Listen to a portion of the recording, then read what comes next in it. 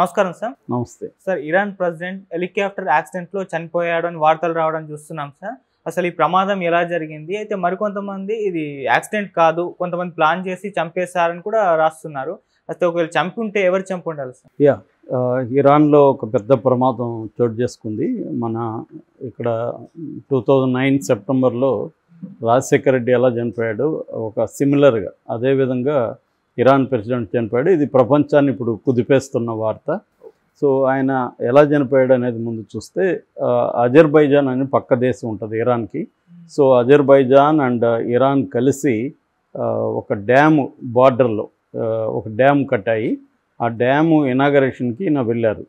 So ఈయన వెళ్ళి Azerbaijan president ఇలయోవ్ అంటారు, ఇల్హాం అలియోవ్, ఆయన కలిసి జాయింట్గా దాన్ని ప్రారంభోత్సవం చేశారు. ఆ సందర్భంగా ఆయన మాట్లాడారు కూడా. ఎవరు, ఇబ్రహీం రైజీ ఆయన పేరు, ఇరానియన్ ప్రెసిడెంట్ పేరు ఇబ్రహీం రైజీ. సో ఇబ్రహీం రైజీ, అలియోవ్ ఇద్దరు కూడా జాయింట్గా ప్రెస్ మీట్లో పాల్గొని మాట్లాడారు. ఇది ఎప్పటి నుంచో పెండింగ్లో ఉంది. ఇప్పుడు ముఖ్యంగా రవాణాకి చాలా బాగా పనికి వస్తుంది రెండు దేశాల మధ్య అనేది చెప్పారు. దాని తర్వాత ఆయన బయలుదేరారు. ఆయన ఒక హెలికాప్టర్లో, ఆయన తర్వాత foreign minister, Iranian foreign minister Amir Abdollahian ఆయన పేరు, ఆయన తర్వాత అజర్బైజాన్కి సంబంధించిన ఒక ప్రావిన్షియల్ అధికారి, దాంతోపాటు ఇరానియన్ అధికారులు, వాళ్ళందరూ కలిసి ఒక హెలికాప్టర్ బయలుదేరారు. వీళ్ళకి రక్షణగా ఒక 2 హెలికాప్టర్లు కూడా బయలుదేరాయి. అయితే తిరుగుముఖం బట్టి వస్తున్నప్పుడు జోల్ఫా అనే ఒక ఏరియా ఉంది, అది దట్టమైన ఫారెస్ట్ ఏరియా అనమాట. వీళ్ళు తబ్రీజ్కి చేరుకోవాలి.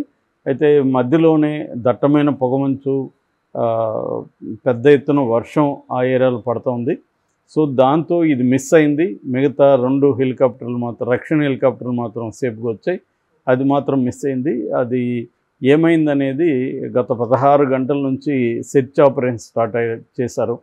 బట్ అక్కడ స్కైలో వెళ్ళే అవకాశం కనిపించలేదు. అందుకని డ్రోన్స్, యూఏవీ అంటే అన్మ్యాన్డ్ ఏరియల్ వెహికల్స్ అనమాట, అన్మ్యాన్డ్ వెహికల్ అంటారు దాన్ని, యూఏవీ. సో ఇవన్నీ కలిసి సెర్చ్ చేస్తున్నారు. అట్లాగే గ్రౌండ్ లెవెల్లో కూడా ఇరానియన్ మిలిటరీ, తర్వాత అక్కడ గార్డ్స్ అంటారు, రెవల్యూషనరీ గార్డ్స్, వీళ్ళందరూ కూడా వెళ్ళి సెర్చ్ ఆపరేషన్ మొదలుపెట్టారు. అయితే ఇరానియన్ అఫ్సియల్ మీడియా ఇర్నా అని ఉంది. ఆ ఇర్నా ఏం చెప్పిందంటే, ఫస్ట్ హార్డ్ క్రాష్ అని చెప్పింది. హార్డ్ క్రాష్ అంటే వాతావరణంలో ముందుకు పోలేక కొద్దిగా స్ట్రాంగ్గా హార్డ్ గ్రౌండ్ మీదకి వెళ్ళింది. క్రాష్ అని చెప్పలేదు, హార్డ్ ల్యాండింగ్ అని చెప్పింది. అంటే ల్యాండ్ అయింది, బట్ హార్డ్గా ల్యాండ్ అయింది. అక్కడ వాళ్ళు అయితే సేఫ్గానే ఉన్నారు. ఒక ఇద్దరితో మేము కాంటాక్ట్ కూడా అయ్యామని కూడా వార్తలు వచ్చాయి. బట్ అది వెతుకుతూ ఉన్నారు కానీ ఎక్కడ దొరకలేదు. చివరికి యూఏవీ ఒకటి అక్కడ ఒక దగ్గర చాలా వేడిగా ఉంది అన్న విషయాన్ని పసిగట్టి వీళ్ళకి సిగ్నల్స్ పంపింది. సో ఆ ప్రాంతాన్ని ఐడెంటిఫై చేసి ఈ రెస్క్యూ టీంలు అక్కడికి వెళ్తే అక్కడ మొత్తం కాలిపోయింది, అసలు ఏమి ఆనవాళ్ళు లేవు. సో అందులో ఉన్న అందరూ కూడా చనిపోయారు. సో ఇది ఇప్పుడు డిక్లేర్ చేశారు. ఆల్రెడీ అక్కడ సుప్రీం లీడర్ అయతుల్లా అల్ ఖొమైనీ ఆయన అనౌన్స్ చేశారు. సో 16 గంటల లోపల వాళ్ళు కొత్త ప్రెసిడెంట్ని ఎన్నుకోవాలి.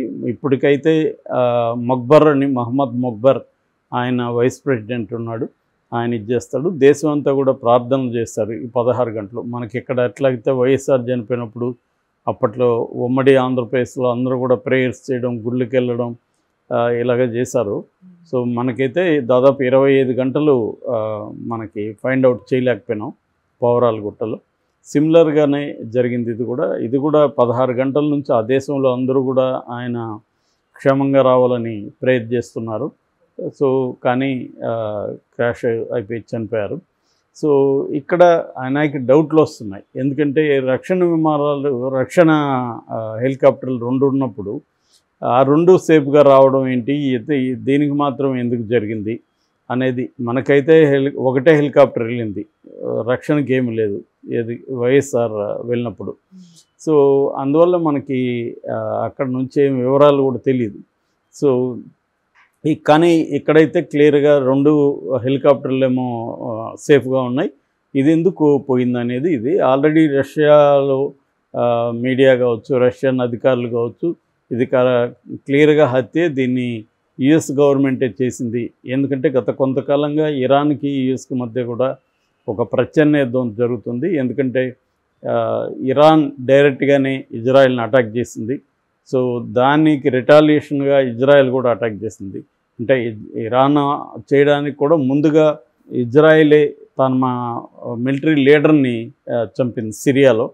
సో సిరియాలో ఉండే ఇరానియన్ కౌన్సులేట్ మీద దాడి చేసింది ఇజ్రాయెల్. అందులో ఇరానియన్ ఒక మిలిటరీ లీడర్ చనిపోయారు. ఆయనతో పాటు ఒక 6 మంది చనిపోయారు. దానికి రిటాలియేషన్గా ఇరాన్ ఒక సేఫ్గా, అంటే జనావాసాల మీద కాకుండా ఓన్లీ స్ట్రాటజిక్ ప్లేసెస్ మీద మాత్రమే ఇజ్రాయెల్ మీద దాడి చేసింది. దానికి ప్రతీకారంగా వాళ్ళు కూడా అలాంటి మెథడ్లోనే చేశారు. అయితే దీని విషయంలో ఇరాన్ని చాలా సీరియస్గా అమెరికా అబ్జెక్ట్ చేసింది. దాంతో అమెరికాకు ఇరాన్ మధ్య కూడా ఒక మాటల యుద్ధం నడిచింది. చాలా విషయాల్లో ఇరాన్ మీద ఆంక్షలు కూడా విధించింది. మనం ఆ మధ్య కూడా చెప్పుకున్నాం. మన మోడీ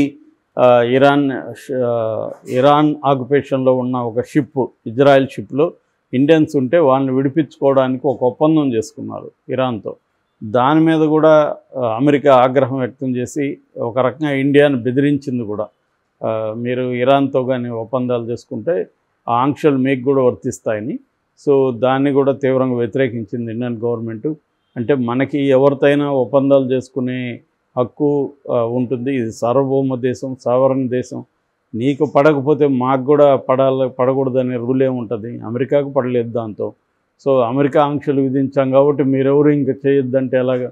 సో అందుకని అమెరికా మీద కూడా ఇది చేశారు. సో ఇప్పుడు ఇరాన్ ప్రెసిడెంట్ని చంపే అవకాశం ఎవరికి ఉంది? ఇద్దరికే ఉంటుంది, అమెరికా అండ్ ఇజ్రాయెల్కి. సో ఇద్దరు కూడా ఏదో ఒకటి చేసి ఉండొచ్చు అని నమ్ముతున్నారు. బట్ ఇరాన్ అయితే అఫిషియల్గా ఎక్కడ డిక్లేర్ చేయలేదు. అది ప్రమాదమే అని ఇప్పటివరకు చెప్తుంది. మేబీ దాని మీద ఎంక్వైరీ చేసి ఆ ఎంక్వైరీలో ఏమన్నా వాళ్ళకి డౌట్ఫుల్గా ఉంటే, ఏమన్నా చేసి హెలికాప్టర్ని కూల్చారా అన్న డౌట్ ఉంటే మాత్రం అప్పుడు ఇది చాలా పెద్ద ఇష్యూ అవుతుంది వరల్డ్ వైడ్గా. ఎందుకంటే ఒక దేశ ప్రెసిడెంట్ని చంపారంటే ఆ దేశం ఊరుకోదు కదా, ఖచ్చితంగా ఇజ్రాయెల్ మీద అటాక్ చేసే అవకాశం ఉంది. ఆల్రెడీ మాకు అణుబాంబు ఉందని కూడా వాళ్ళు చెప్తున్నారు. సో రెండోది ఏంటంటే ఇప్పుడు జియో పొలిటికల్ వార్ సిచ్యువేషనే చాలా వొలాటైల్గా ఉంది. అంటే చాలా సందిగ్ధంలో ఉంది. థర్డ్ వరల్డ్ వార్ వస్తుందా, కనీసం కొన్ని ముఖ్యంగా మిడిల్ ఈస్ట్లో దేశాలు రెండుగా విడిపోయి కొట్టుకుంటారా అన్న ఇది అయితే కనిపిస్తుంది వాతావరణం. అయితే రెండు వైపులా కూడా కొంత సంయమనంతో పాటిస్తున్నారు. అంటే పెద్దవారు అనేది ఎవరికి కూడా ఇష్టం లేదు. అట్లని తమ దేశం మీద తమ పౌరుల మీద దాడులు చేస్తుంటే ఏ దేశం కూడా ఊరికే ఉండే పరిస్థితి కూడా లేదు. సో ఇక్కడ అమెరికా రోలు బలంగా కనిపిస్తుంది. అమెరికా మిడిల్ ఈస్ట్లో కొన్ని దేశాలను రెచ్చగొట్టడం, ఫర్ ఎగ్జాంపుల్ ఇజ్రాయెల్కి అమెరికా సపోర్ట్ లేకపోతే ఇజ్రాయెల్ ఈ స్థాయిలో దాదాపు 35,000 మందిని గాజా స్ట్రిప్లో చంపేసింది. అందులో సగం మందికి పైన పిల్లలు ఉన్నారు, మిగతా ఎక్కువ మంది మహిళలు ఉన్నారు. అయినా కూడా వినట్లేదు. అమెరికా కూడా వారించినా కూడా వినట్లేదు. నిజంగా అమెరికా వారిస్తుందా, వారిస్తున్నట్టు నటిస్తుందా అన్న డౌట్లు కూడా ఉన్నాయి. లేకపోతే అమెరికా స్ట్రాంగ్ అనుకుంటే అది ఆపగలదు. ఎందుకంటే వెపన్స్ అంతా సప్లై చేసేది అమెరికాని ఇజ్రాయెల్కి. తర్వాత అన్ని రకాలుగా ఇజ్రాయెల్కి సపోర్ట్గా ఉండేది అమెరికాని. అమెరికా స్ట్రాంగ్గా చెప్తే ఇజ్రాయెల్ వినకపోవడం అంటే ఏమి లేదు. కానీ అమెరికా చెప్తున్నట్టు నేను బెదిరిస్తున్నట్టు ఉంటాను, నువ్వు పట్టించుకోవద్దు అన్నట్టుగా నడుస్తుంది. సో ఈ క్రమంలో ఇరాన్ ప్రెసిడెంట్ హత్య అయితే మాత్రం అది చాలా తీవ్ర పరిణామాలకు దారితీసే అవకాశం అయితే ఉంది.